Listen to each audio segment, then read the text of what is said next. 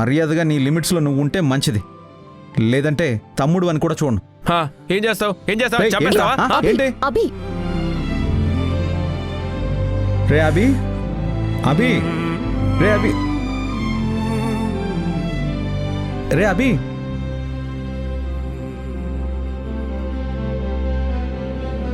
రే ఏంట్రా ఒంటరిగా ఎక్కడ కూర్చున్నావు? నేను లోపలికి వెళ్దాం. అలిగించాలే గాని రా, లోపలికి వెళ్దాం రా. అవసరం లేదు సార్, మీరు పెద్దవాళ్ళు, మీ విషయాల్లో అనవసరంగా నేను కలగజేసుకున్నాను కదా. సారీ, మీరు వెళ్ళండి. రే పొద్దున్న ఏదో కోపంలో ఉండి ఓ మాట అన్నాను, దాన్ని నువ్వు ఇంకా గుర్తు చేసుకుంటున్నావా? నువ్వు అసలే భోజనం కూడా చేయలేదు కదా. నువ్వు తినుకుంటే నేను కూడా తినను. పద వెళ్దాం. అవసరం లేదని చెప్పాను కదా, మీరు వెళ్ళండి సార్. మీరంటే బొబ్బిలి వంశానికి వారసులు.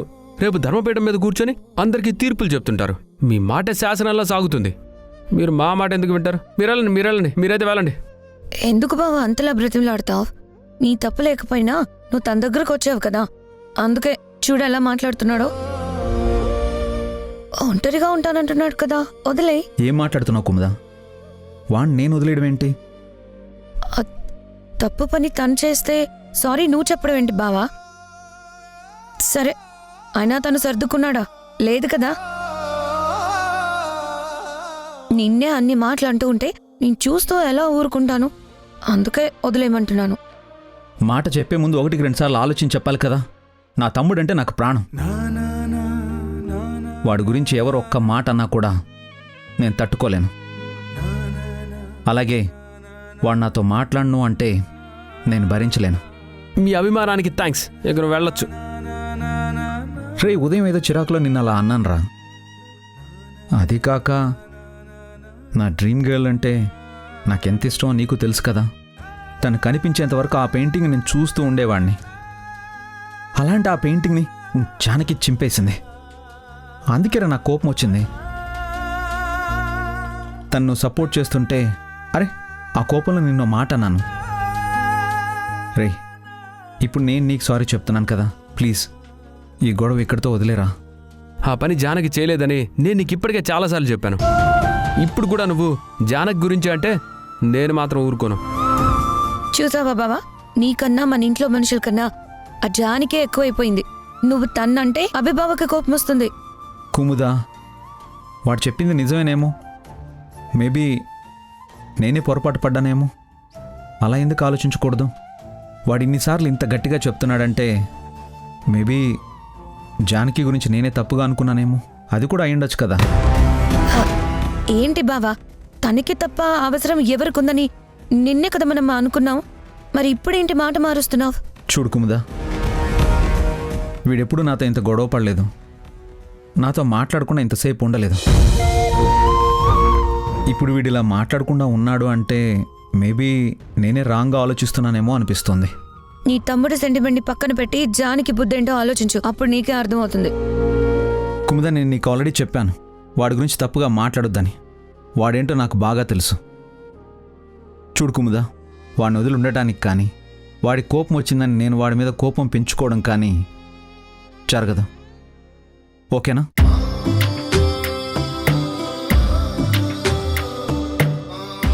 సారీ రాబీ, నేనే నిన్ను అర్థం చేసుకోలేదు.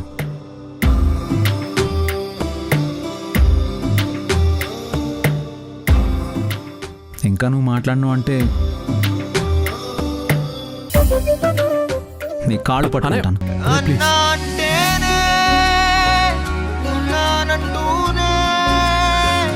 చిన్నోడి కోసం నిలబడతావే అన్నా అంటేనే ఉన్నానంటూనే.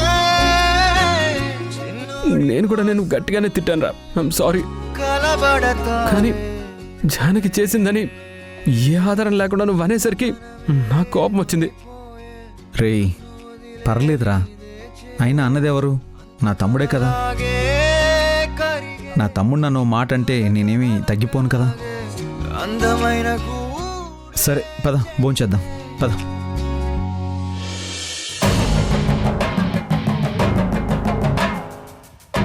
మీ అన్నదమ్ముల అనుబంధం చాలా బాగుంది బావా. కానీ ఇది ఎక్కువ కాలం ఉండదు. ఎప్పుడైతే నేను నీ జీవితంలోకి వస్తానో మీ ఇంట్లో నువ్వు, నేను, మా డాడీ, మమ్మీ తప్ప ఇంకెవ్వరు ఉండరు. ఉండనివ్వను.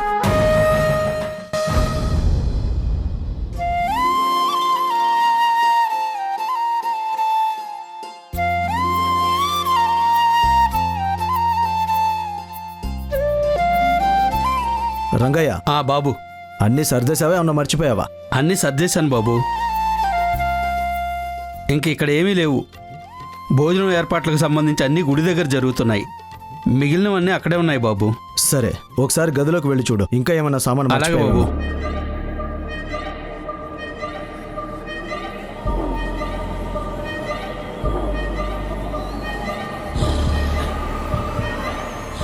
ఏంటి డాడీ, నీ శత్రువు మీద అంత అభిమానం ఎప్పుడొచ్చింది?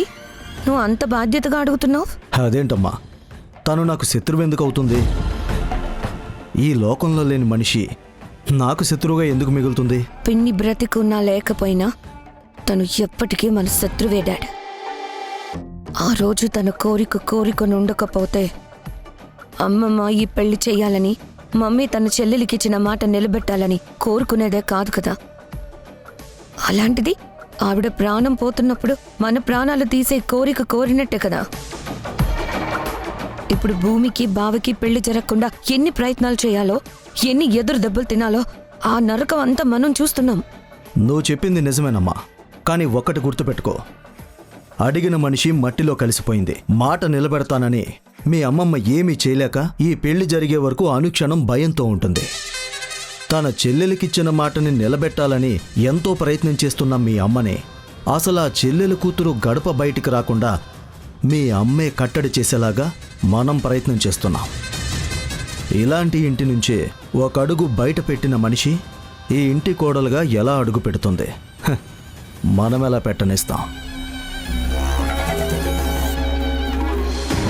రుద్రాణి, రుద్రాణి, నేను రెడీ అమ్మా. బయలుదేరదామా? అలాగే వెళదాం. అవును, భూమి గదిలో నుంచి బయటికి రాలేదేంటి? తనకో మాట చెప్పి వెళదామమ్మా. సరే.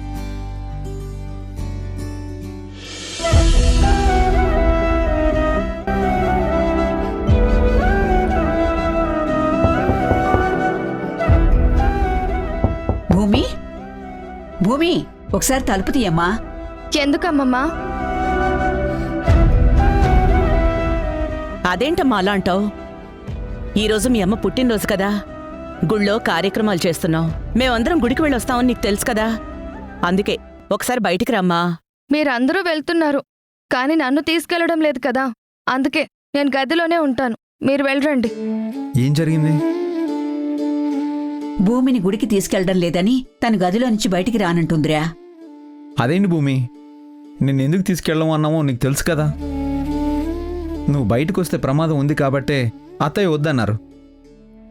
దానికి నువ్వెందుకు అంత కోపం పెంచుకుంటున్నావు? నాకెవరి మీద కోపం లేదు బావా, కానీ ఈరోజు మా అమ్మ పుట్టినరోజు కదా. ఇలాంటప్పుడు కూడా నేను గుడికి రాకుండా ఉండడం అంటే కొంచెం బాధగా ఉంది. అందుకే నేను గదిలోనే ఉంటాను. మీరందరూ వెళ్ళిరండి.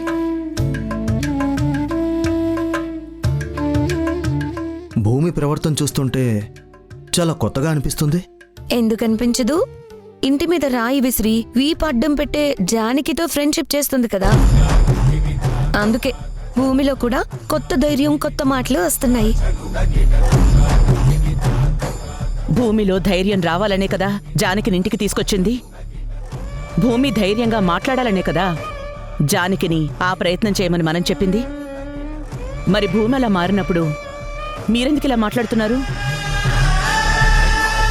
సరే, తన గదిలోనే ఉంటే ఉండనివ్వండి. మన గుడి నుంచి తిరిగి వచ్చేంత వరకు తన గదిలో ఉంటుంది. ఇంక ఇబ్బంది ఏముంది? అలాంటావేంట్రా? ఒంటరిగా భూమి గదిలో ఉంటే వదిలేసి మనమెలా వెళ్తాం? అమ్మా, మనం వెళ్ళినా ఇంట్లో పనివాళ్ళందరూ ఉన్నారు కదా, ఇంకెందుకు భయం? మనం బయలుదేరదాం. ఇప్పటికే ఆలస్యం అయింది. పూజ చేయించి అక్కడ అన్నదానం కార్యక్రమం జరిపించాలి. భూమి, నిన్ను తీసుకెళ్ళినందుకు మాకు చాలా బాధగానే ఉంది. కాని కారణం ఏంటో నీకు తెలుసు కదమ్మా. అందుకే ఈ విషయంలో ఏమీ అనుకోవద్దు. నువ్వు గదిలో ఉంటానంటావా? నీ ఇష్టం. నీకేం కావాలన్నా జ్యోతినడుగు, తను తీసుకొస్తుంది. మేం త్వరగా వచ్చేస్తాం, జాగ్రత్తగా ఉండమ్మా. ఎప్పుడూ లేని భూమి ఇలా ఎందుకు ప్రవర్తిస్తుంది? ఇందులో ఏదో తేడా ఉంది. వెళ్దాం పదండి. అవును, అభి ఏడి? దక్షాత్తయ్యకి అరిసెలంటే ఇష్టం కదా, అవి తీసుకురమ్మని నేనే చెప్పాను. ఇక్కడ దగ్గర ఊర్లో అరిసెలు బాగా చేస్తారని రంగయ్య చెప్పాడు, అందుకనే వాడిని పొద్దున్నే పంపించాను. సరే, వాడు అటు నుంచి అట్టే గుడికి వచ్చేస్తాడు. పదండి మనం వెళ్దాం. మమ్మీ, మీరందరూ గుడికి వెళ్ళండి, నేను ఇంట్లోనే ఉంటాను. ఇంతవరకు నువ్వు కూడా వస్తానన్నావు కదా, మరి నువ్వేంటమ్మా ఇప్పుడు ఇలా మాట్లాడుతున్నావు? తను రాను అంటే ఎందుకు అలా అడుగుతున్నావు? తనకిష్టం లేదేమో. ఇష్టం లేకపోతే పోన్లే అని వదిలేయడానికి మనం వెళ్తోంది పక్కూరికి కాదు. ఈరోజు దక్ష పుట్టినరోజు. తన పేరు మీద పూజ చేసి అన్నదానం జరిపిస్తున్నాను. తన కూతురు భూమిని తీసుకెళ్లే పరిస్థితి ఎలాగూ లేదు. కనీసం ఆయన వాళ్ళందరం కూడా గుళ్ళో లేకపోతే ఎట్లాగండి? ఎందుకంత బాధపడతావమ్మా? పిన్నికెంతో ఇష్టమైన నువ్వు వెళ్తున్నావు. పిన్నిని తను ప్రాణంగా చూసుకున్న అమ్మమ్మ వస్తుంది. పిన్ని వెళ్ళిపోతూ తన కూతురు భార్గవ్ బావకి భార్య కావాలని కోరుకుంది అంటే బావ మీద ఎంత ఇష్టం ఉండాలి? అలాంటి బావ కూడా వస్తున్నాడు. మీరందరూ వెళ్తున్నప్పుడు ఇక నేనెందుకు? దక్షాత్తయ్యకి కొంతమంది మీద ఇష్టం ఉండడం, కొంతమంది మీద ఇష్టం లేకపోవడం అలాంటివి ఉండవు. తను అందరినీ అభిమానిస్తుంది, అందరూ బాగుండాలని కోరుకుంటుంది. అలాంటి మనిషి బర్త్డే జరుగుతున్నప్పుడు ఊళ్ళకు ఊళ్ళే కథలు వస్తున్నాయి. ఇంట్లో వాళ్ళే ఇలా మాట్లాడడం కరెక్ట్గా లేదు. మా కుమ్ముదేమీ తప్పుగా అనలేదు అల్లుడు. దక్ష వెళ్ళిపోయేసరికి కుమ్ముద పుట్టనే లేదు కదా. అలాంటి కుమ్ముద ఎలా ఉంటుందో దక్షకి తెలియదు కదా, అందుకే అలా మాట్లాడుంటుంది. అంతేకాదు, భూమి ఒక్కరితే ఇంట్లో ఉంటుందని మమ్మీ కూడా భయపడుతోంది కదా, అందుకే భూమికి సాయంగా నేనుంటాను.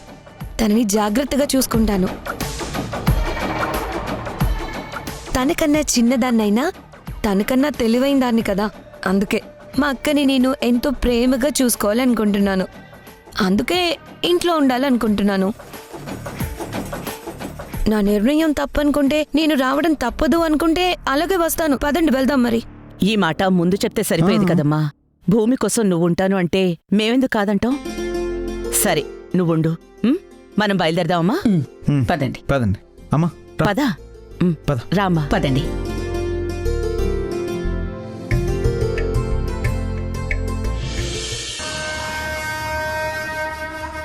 ఏంటమ్మా, ఇందాక నువ్వు నన్నన్నావు, ఇప్పుడేంటి నీకు అక్క మీద అంత ప్రేమ వచ్చింది?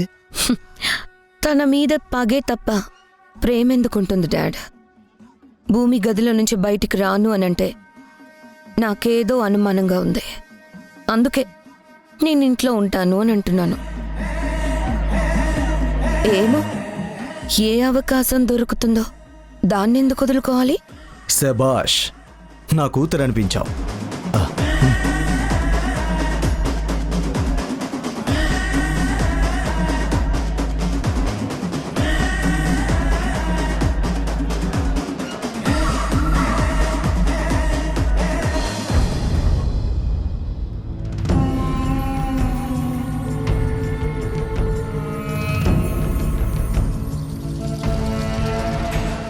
ఈ పాటికి అందరూ గుడికి వెళ్ళుంటారు. భూమి ఒక్కరితే ఇంట్లో ఉండుంటుంది. ఇంకా ఉండేది పని వాళ్ళే కాబట్టి మెల్లిగా భూమిని తీసుకెళ్లి వాళ్ళొచ్చేలోగా తీసుకొచ్చేయాలి.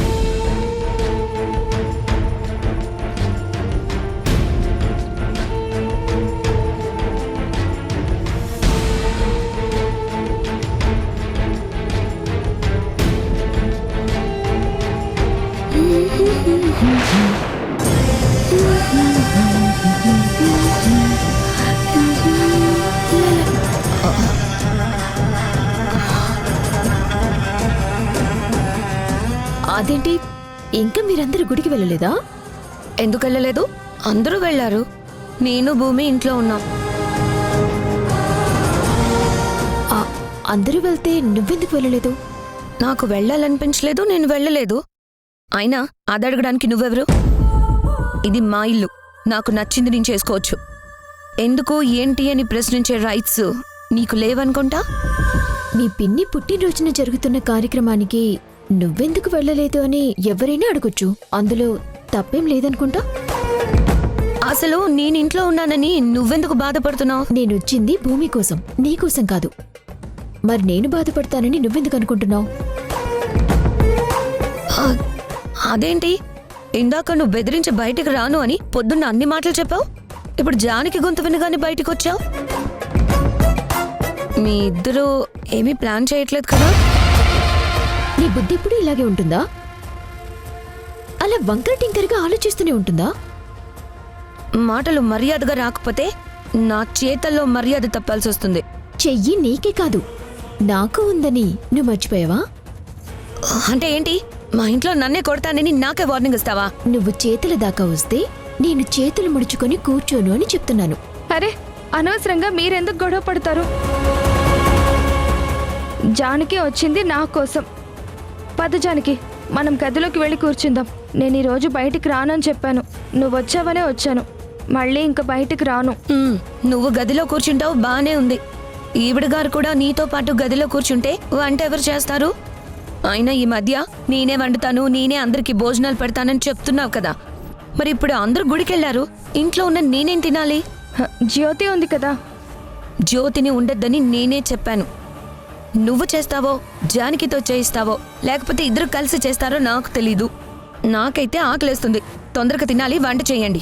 ఎప్పుడు భూమి నేను చేయడం ఎందుకు? ఈరోజు నువ్వు చెయ్యి. నేనా? నేనెందుకు చేస్తాను? అయినా నాకేం అవసరం?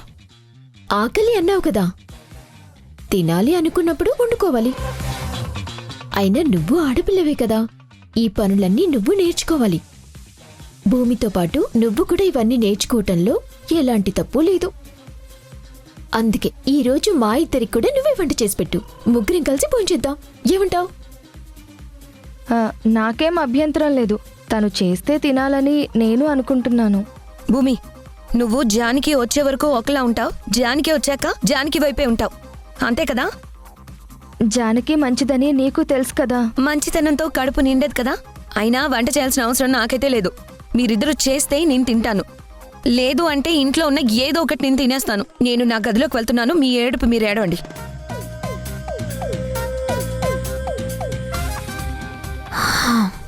అమ్మయ్యా, ఈ కోపంలో ఇంక తను బయటికి రాదు. మనం హ్యాపీగా వెళ్ళొచ్చు.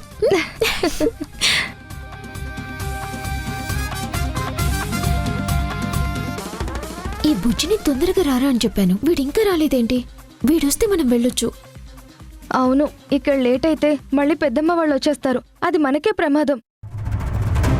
అవును భూమి, అందరూ వెళ్తారు అనుకున్నాం కదా, మరి కుముద ఇంట్లోనే ఉందేంటి? పొద్దున్నే తను కూడా వెళ్ళడానికి బయలుదేరింది.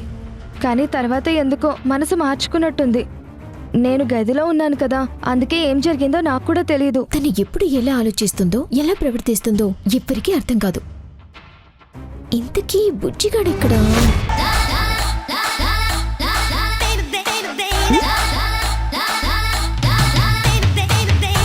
అదేంటి అక్కడ కూర్చున్నాడు?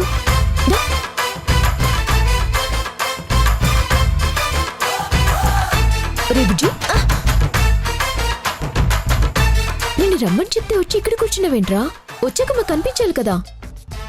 కనిపిద్దామని అనుకున్నాను, కానీ నువ్వు చెప్పిన పని చేస్తే రేపటి నుంచి నేనెవరికి కనిపించనేమోనని భయంగా ఉంది. అదేంట్రా, నువ్వు సాయం చేస్తావనుకుంటే ఎలా భయపడుతున్నావు? ఇన్నాళ్ళు నువ్వు భయపడుతుంటే నేను నవ్వుకునేవాడిని ఎందుకు భయమని. కానీ ఇప్పుడు భయం అంటే ఇంత భయంగా ఉంటుందని నాకు తెలిసింది. నీ సినిమా నాలెడ్జ్ తగలయ్యా. ఇలా సినిమా డైలాగులు చెప్పకుండా నువ్వు తొందరగా లోపలికి వెళ్ళు, మేము బయటికి వెళ్తాం. ఏంటి వెళ్ళేది? చూస్తుంటే జైల్లా ఉంది. అయినా నేను వచ్చేసరికి నువ్వు భూమి ఆ చింపురు జుట్టు దాంతో మాట్లాడుతున్నారు. అది ఇంట్లో ఉందంటే నాకు చచ్చేంత భయం. అందుకే నేను వెళ్తాను, నువ్వు ఇంకో ఐడియా ఉంటే చూసుకో. బుజ్జి, నువ్వు ఇంకొకసారి కుముదన్ అలా మాట్లాడితే మర్యాదగా ఉండదు. చెప్పాను కదా, మనిషికి రెస్పెక్ట్ ఇవ్వాలని. అలాగే తల్లి, తప్పకుండా రెస్పెక్ట్ ఇస్తాను. కుముదా గారి ఇంట్లో ఉండగా నేను ఇంట్లో ఉండలేను. సరేనా? వెళ్తాను. అదేంట్రా, నువ్వు అలా హ్యాండ్ ఇస్తే ఎలా చెప్పు? అవును బుజ్జి, బయటికి వెళ్ళాలనుకుంటున్నాను. మరి నువ్వే సాయం చేయకపోతే ఎలా? నాకు తెలీదు, ఎందుకంటే ఇప్పుడు మీరు చెప్పింది వింటూ నాకు భయంగా ఉంది. లోపల రాక్షసు ఉండగా పక్కనే హ్యాపీగా ఎలా ఉంటాను? ఎందుకురా భయపడతావు? నువ్వు భూమి గదిలో ఉంటావు. డోర్ తీయకు.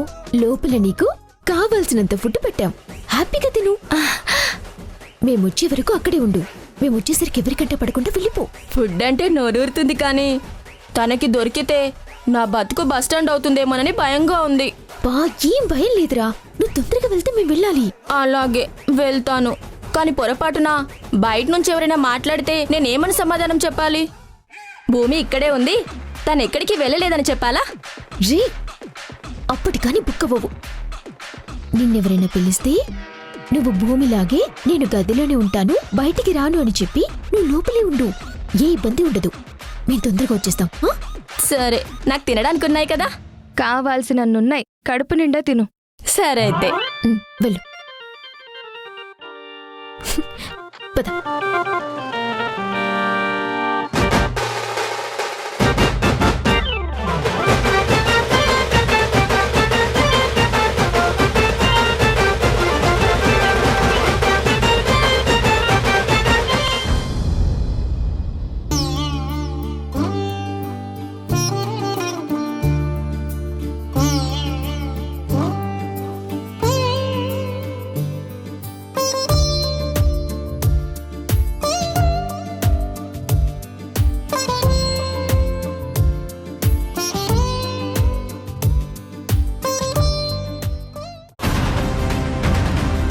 అమ్మ భూమి, ఈరోజు మీ అమ్మ పుట్టినరోజు కదా, నీ చేత్తో నువ్వే కేక్ కట్ చేయి.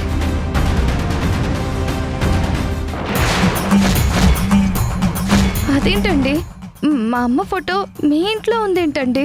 తన ఫోటో తన ఇంట్లో కాకుండా ఇంకెక్కడుంటుంది? తన ఇల్లేంటి? మా అమ్మ ఇల్లు బొబ్బిల్లో ఉంది కదా. అది మీ అమ్మ పుట్టిల్లమ్మా, ఇది మీ అమ్మ మెట్టినిల్లు. నీకు ఈ పాటికి అర్థమయ్యే ఉంటుంది. ఇది మీ అమ్మ అత్తవారిల్లు. ఆయనెవరో కాదు, నీ కన్న తండ్రి.